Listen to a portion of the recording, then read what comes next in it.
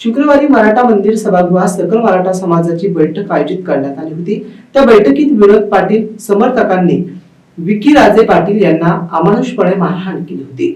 समन्वयातून अपसात हे प्रकरण मिटवावे यासाठी नेत्यांनी खूप प्रयत्न केले, मात्र विकी राजे पाटील यांच्या आई वडील गुन्हा दाखल करण्यावर ठाम होते। त्यानुसार त्यांनी शनिवारी सिडको N7 पोलीस ठाण्यात विविध कलमा अंतर्गत एकूण 12 जणांवर गुन्हा दाखल केला आहे। तसेच मुलाला अमानुषपणे मारहाण करणाऱ्यांना शिक्षा झालीच पाहिजे यासाठी न्यायालयातही दाद मागणार असल्याचे त्यांनी सांगितले।